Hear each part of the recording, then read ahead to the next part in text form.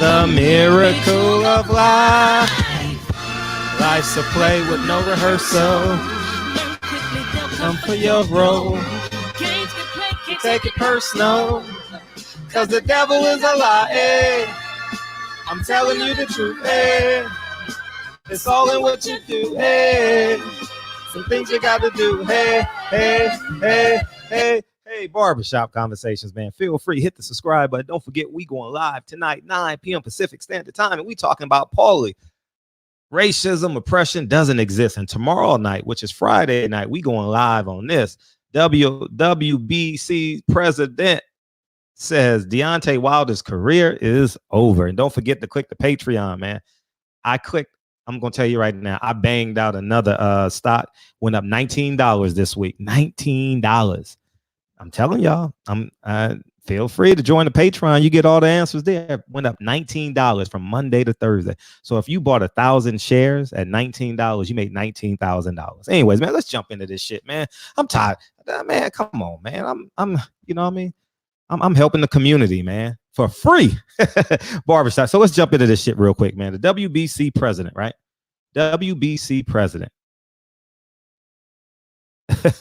is a part of the J. Edgar Hoover. We must not erect. We must make sure the black messiah doesn't rise. The biggest fear in America is a black man on top. And El Jefe, whatever you want to call him, the greasy hair salesman. That's what we gonna call him, man. He's proven his worth. You know, this quarantine thing is getting people real comfortable, man. They eating little extra snacks. They eating they 3 or 4 meals. They forgetting to work out, and they sitting on the couch feeling comfortable, starving for attention because they don't get it every Thursday, Friday, and Saturday night like they would at a fight. So what they do is they think they got to say things, and then they forget about the company they're around, and they forget that everything goes viral now. You know what I mean? But this is just confirmation. This is a celebration, y'all. Today is a celebration. He chose his side. You know, the president of the sanctioning body is just supposed to wrap his belt around the waist of the winner, collect his 3% and smile for photo ops, and that's it. You know what I mean? We're giving the WBC, and I'm going to talk about that. We're giving them way too much credit now. It's time. It's time that we step up and say, fuck the WBC. It's all about the fighters. Root for your favorite fighters. Don't root for no sanctioning bodies. Don't root for the business of boxing. Support your favorite fighter and anticipate and expect the best fighting the best. If they don't fight the best, hold them accountable. Stop being allies and friends and hold your ground in terms of the expectations. You understand what I'm saying? This ain't no pissing contest. Who can curse the most? No. Hold them to expectations. You understand what I'm saying? Fighters, they taking fighters, let me explain something to you. These sanctioning bodies are taking 3% of your check and giving you a belt that you're never, ever going to wear. Think about that conceptually. If your brother asks you for 3% of your paycheck you got, you look at him sideways, right? You get no retirement. You get no medical benefits. You get no stock options. You know what I mean? It don't lower your interest rates. It doesn't get you a brand new chain. It doesn't get you a Bentley. They just take the 3%, man. You don't need them. I'm telling y'all, you don't need sanctioning bodies. Sanctioning bodies is basically your drunk uncle. It's basically your drunk uncle. You just put up with him at the Thanksgiving dinner. You know he gonna ask you for $7. You know he gonna ask you for a Lucy. You know he gonna ask you for a ride. You know he gonna smack you on the back of the head. You know he gonna fall asleep during the football game. You know grandma gonna get mad at him. But we just sit there and we just all right, Uncle Boo Boo. I had an uncle named Boo Boo who was an alcoholic, you know, and you simply, so this ain't no yelling. I'm not mad. I'm just letting the community know this is who they are. Because you know they changed the rules for Canelo. You know, this is basically Kareem Abdul-Jabbar, Lou Alcindor at UCLA. Oh, no dunking. Oh, Deontay Wilder, you can't knock nobody out. You got to jab, jab, jab. You know what I mean? I'm telling you, dog. I'm telling you. Oh, Wilt Chamberlain. Oh, the ball got to touch the rim for it to be a live ball. If not, it's not counted as a rebound. You know what I mean? Hey, these black athletes are coming in too physically developed. So you know what we got to do your freshman year? You can't play your freshman year. You know what I mean? Because the blacks will literally dominate these little white athletes coming from South Dakota and North Dakota. So you know what?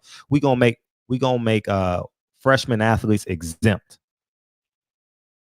You know your history, right? I'm just telling you. Hey, these defensive linemen, oh man, they are simply getting bigger, faster, stronger, and they're more athletic than these white interior linemen. So we got to create rules so they don't get to the white quarterback who can't move. But I'm being racist when I tell you guys what the hell is going on. So, anyways, accept the WBC for who they are. Don't glorify them. Don't give them any power. They don't root for you. Canelo has one loss, and I think he has 2 draws. If I'm not, let me see. Let's check Canelo's record. Saul Canelo Alvarez. Damn, I haven't Googled him in a long time. Shit. I hadn't even thought of this dude. Yeah, it says right here he is. I want to see who he drew against, man. I don't even know who he drew against. Box right. Damn. Okay, let's see who he drew against. He's 53-1-2. He drew against Gennady Golovkin, yeah, and he also drew against, y'all would know. I don't know who he drew against. Early in his career against Jorge Juarez, 3-5. He had a draw. He was 4-0. He was 4-0-1. Was his career over because he drew against Jorge Juarez, who was 3-5 in Tijuana? At 15 years old, his career is over. How did he get to 53-1? But if you fight Floyd Mayweather and lose, you're getting better. He's learned so much since the Canelo fight, since the Floyd Mayweather fight. Man, y'all know it's a triple standard. It ain't no double standard no more. It's a triple standard because they don't call you nigga no more. So they leave it up to your intelligence to figure it out. It's a triple standard now. I'm trying to tell y'all, man. Open up your third eye. Anyways, man, man, this is a celebration. It's a celebration. D, hopefully you watch this video, man. Knock this dude out and Fury and do what you want with the belt, man. It's totally up to you. We're gonna continue to support you. We're gonna Gary Russell, all the W, man. Do what you want with those belts. I don't value the belt, I value the fighter. You know what I mean? So when a fighter comes to me, say he's fighting for a belt from this point forward, and there is some reprogramming that has to go on in my head, so I got to be conscientious of it now. It's not natural yet, but fuck the belts. Make the best fight the best. Make the belts beg for the fights to be sanctioned. You don't need them. You don't. I don't care about the WBC belt no more. Fuck them. Don't care. Fuck them. You know what I mean? And you shouldn't either. Barbershop conversations, man. It's a lifelong dream for me to give. It's a lifelong dream for me to give someone 3% of my paycheck. It's a lifelong dream, man. It's the biggest accomplishment of my life to give someone 3% of my check who's never ever jabbed, who's never even threw a jab before. Right cross, left hook, uppercut, slip, roll. Barbershop conversations, man. Feel free, hit the subscribe button. Have a splendid day, and we going live tonight, 9 p.m. Pacific Standard Time on Yo Play Up. That's what we going live tonight. Paulie said racist oppression is made up. And I reached out to Paulie today, and I texted him. I've never called him before, and I sent him a text. And y'all not gonna believe Paulie's response. We're gonna talk about that tonight. So make sure you're there tonight live. It's just amazing what these people think and what they attempt to do. So you can't trick me with it. We'll talk about that on live tonight. But anyways, man, don't forget live tonight. Click the link for the Patreon. I made you at least $19 a share. Proof is in the pudding. I made you at least $19 a share this week if you took the stock, what I told you to get. I'm trying to tell y'all. Anyways, man, we in it to win it, man. We getting wealthy. Depends on how much you invest, but you're getting winners. You know what I mean? A guy who invested minimum got over $1,000 in return this week, man. These are real life stories, man. And the $5. See, I made my Patreon nominal, obviously. So there's like, no, Fred, you owe me this, you owe me that. Nah, that $5 is a bottle of water and a bag of Skittles, right? A month.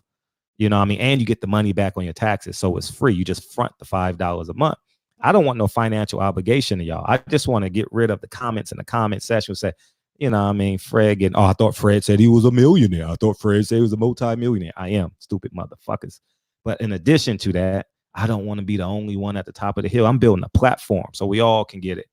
You know what I mean? And I want the platform leaning towards y'all. You know what I mean? So y'all, so you and your kids and Lincoln and Kennedy can have a ball together. You know what I mean? We building this shit. So anyways, man, barbershop conversations, man. Y'all have a splendid day. 9 p.m. Pacific Standard Time tonight. Yo, play up. Talk to you soon. Peace.